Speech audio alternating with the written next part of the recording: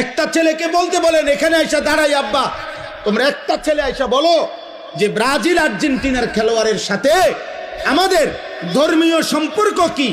যদি ধর্মীয় কোনো সম্পর্ক না থাকে তো আমাদের রাষ্ট্রীয় সম্পর্ক কি।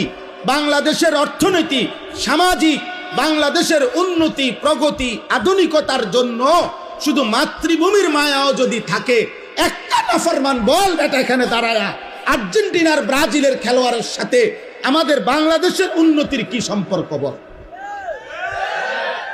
ইসলাম তো আছে নাই, রাষ্ট্রের বলেন, রাষ্ট্রের বলতে বলেন এ দেশের উন্নয়নে কথা বলেন না, আমাদের সাথে ওদের কি কি লেনদেন বলেন আঙ্কেল, বলো না আব্বা। হ্যাঁ, একটা কথার বুঝায় কও যে একটা যুক্তি তো থাকবে। হুজুর, এই ফুটবল বিশ্বকাপে যদি আমরা ব্রাজিল এবং আর্জেন্টিনার পক্ষে ব্যাপক লাফাইতে পারি, বিনিময়ে ওই দেশের লোকেরা যদি আমাদের প্রতি সন্তুষ্ট হয়, তাহলে আমাদের দেশের রেমিটেন্স বেড়ে যাবে, আমাদের দেশের তেল বেড়ে যাবে, আমাদের দেশের উন্নতি বেড়ে যাবে। একটা কিছু তো হবে, সেটা কি বলো না আব্বা, বলো।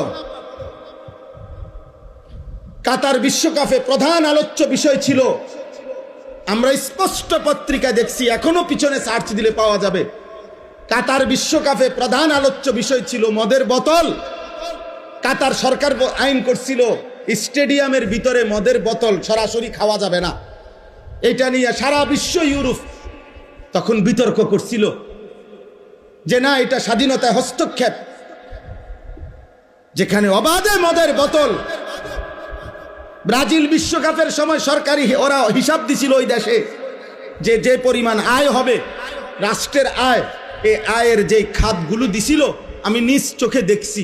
সেই খাতের একটি খাত হলো যে পরিমাণ হোটেলে নারী ভাড়া দেওয়া হবে, যে পরিমাণ বেশ্যাবৃত্তি হবে, দেহ বিক্রি হবে, ওইখান থেকে রাষ্ট্র বিশাল বড় টাকা আয় হবে, ওইটা একটা বড় খাত। আমি এই চোখে, আমি দেশে থাকি, আমরা সাঁদের দেশে থাকি না। আমি জেনারেল লাইনে পড়ালেখা করা ছেলে, আমি কুমিল্লা ভিক্টোরিয়া কলেজ থেকে মাস্টার্স পাস করছি, সরকারি কওমি 2 লাইনে মাদ্রাসার থেকে পড়ালেখা শেষ করছি আলহামদুলিল্লাহ।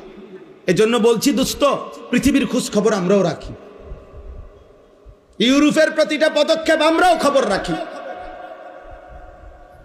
বলো না আব্বা, তোমরা ইনসাফের সাথে বলো, একটা ছেলে, এই একটি ফুটবল বিশ্বকাপকে কেন্দ্র করে কি পরিমাণ জুয়ার খেলা হবে।